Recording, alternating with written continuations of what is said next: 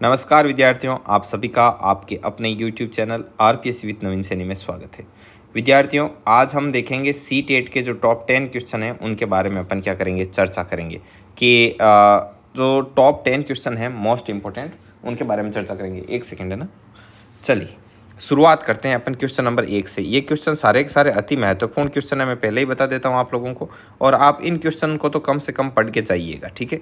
तो देखिए, प्रभावपूर्ण और स्थायी बन जाती है, ये थोंडाई के निम्न नियम से संबंधित है, ठीक है ना। कोई भी चीज़ प्रभावपूर्ण और स्थायी बन जाती है, ये थोंडाई के कौन से नियम से संबंधित है? तत्परता के नियम से, अभ्यास के नियम से, प्रभाव के नियम से और अनुप्रयोग के नियम से। तो मैं आपको एक चीज़ बता दूं कि कोई भी चीज़ अभ्यास के द्वारा प्रभावपूर्ण और स्थायी बन जाती है यदि आप उसका लगातार क्या करते जाओ, अभ्यास करते जाओ। तो ऑप्शन बी इज करेक्ट होगा, ठीक है। आगे बढ़ते हैं। अगला क्वेश्चन, क्वेश्चन नंबर 2। उपयोग व अनुपयोग का नियम थोंडाई के किस नियम के उपनियम हैं? तत्परता के नियम के, अभ्यास के नियम के, प्रभाव के नियम के या साहचर्य परिवर्तन के नियम के? तो जो ये उपयोग व अनुपयोग का नियम है वो प्रभाव के नियम के अंतर्गत आता है। सॉरी, एक सेकेंड,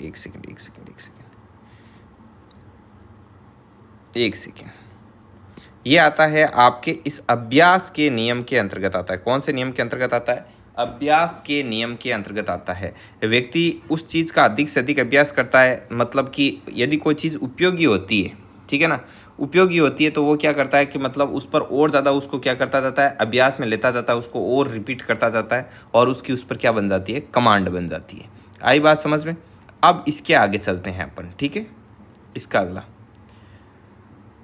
सफलता से बढ़कर कोई पुरस्कार नहीं, ये क्वेश्चन नंबर 3 है। सफलता से बढ़कर कोई पुरस्कार नहीं, ये थोंडाई के निम्न नियम पर लागू होने वाली स्थिति है। तत्परता के नियम पर, अभ्यास के नियम पर, प्रभाव के नियम पर और साहचर्य परिवर्तन के नियम पर। कि भाई सफलता से बढ़कर कोई पुरस्कार नहीं, तो ये आएगा आपके प्रभाव के नियम पर, ठीक है। ये प्रभाव के नियम की स्थिति है, क्योंकि जिस फील्ड में व्यक्ति को सफलता मिलती है, संतोष मिलता है, तो उसका प्रभाव सकारात्मक आता है, और जिसमें असफलता मिलती है उसका प्रभाव नकारात्मक आता है। आगे चलते हैं। Question number 4। बुक्की बिल्ली खड़े हो जाओ, ये थोंडाई के निम्न उपनियम से संबंधित है। ये कौन से उपनियम से संबंधित है कि बुक्की बिल्ली खड़े हो जाओ? तो ये साहचर्य परिवर्तन के नियम से संबंधित है, ये ध्यान रखना है ना। तो ये अपने 4 क्वेश्चन हो गए। ये सी डी का हो गया एंड ये बी सी डी, ओके। चलिए अब अपन आगे बढ़ते हैं, अगला क्वेश्चन लेते हैं। Question number 5। क्वेश्चन नंबर 5 कहता है कि किसी अन्य वस्तु की उपस्थिति अनुबंधन में बाधा पहुंचाती है, तो ये क्या कहा जाएगा? विभेदन, सामान्यीकरण, अवरोध या पुनः स्थापन?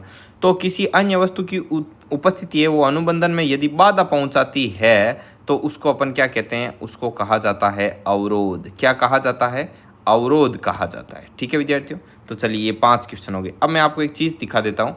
देखिए, ये चाक्सू पब्लिकेशन की एक बुक है जिसके बारे में आपको अक्सर बताता हूँ। ये चाक्सू पब्लिकेशन की बुक बहुत ही शानदार बुक है, बहुत ही अच्छी बुक है। ये मैं संस्कृत के बुक की आपको क्या बता रहा हूँ, पीडीएफ बता रहा हूँ।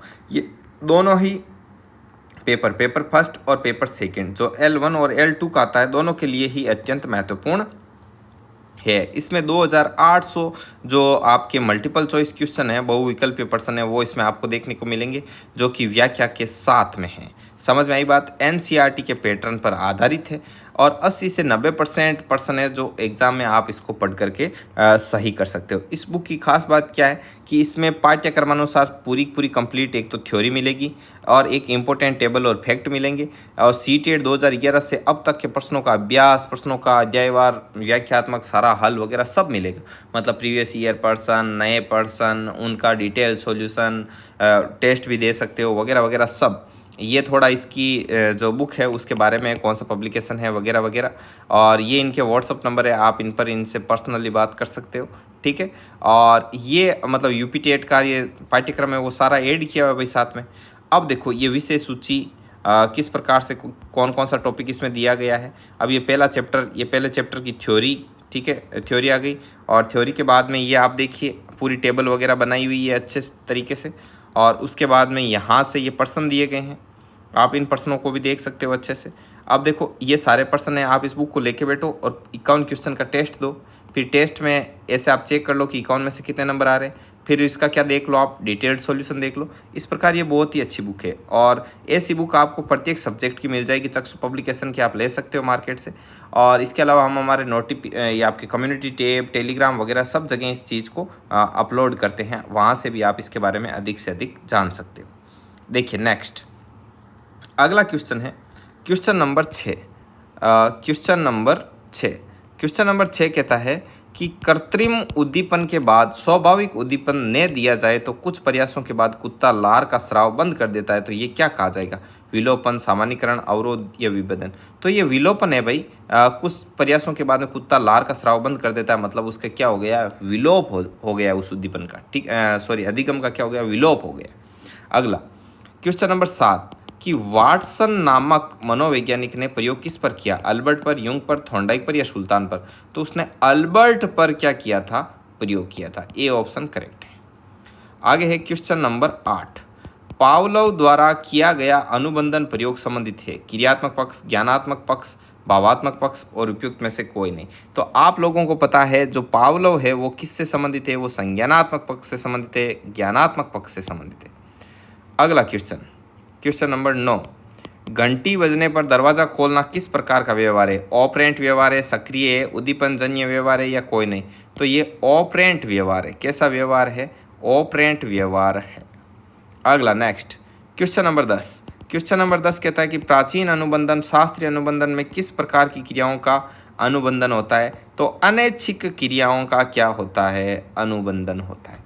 देखिए विद्यार्थियों, मैं छोटे छोटे वीडियो इसलिए बना रहा हूँ कि आप चाय पीते वक्त, खाना खाते वक्त या फ्री बैठे हो, फटाक से वीडियो का देखा, 10 क्वेश्चन सीधा मेमोरी में। तो ऐसा करके आप अपने आप को अधिक से अधिक क्या करो? बूस्टअप कर सको। ठीक है विद्यार्थियों, तो ये वीडियो कैसा लगा इसके बारे में कमेंट बॉक्स में कमेंट करके ज़रूर से ज़रूर बताना। आपके सुझावों का हार्दिक स्वागत है। तो कमेंट बॉक्स में अपना महत्वपूर्ण फीडबैक ज़रूर से ज़रूर छोड़ें। तो चलिए विद्यार्थियों, मिलते हैं इसी प्रकार के शानदार वीडियो के साथ नेक्स्ट टाइम। तब तक के लिए जय हिंद, जय भारत, स्वस्थ रहें, मस्त रहें।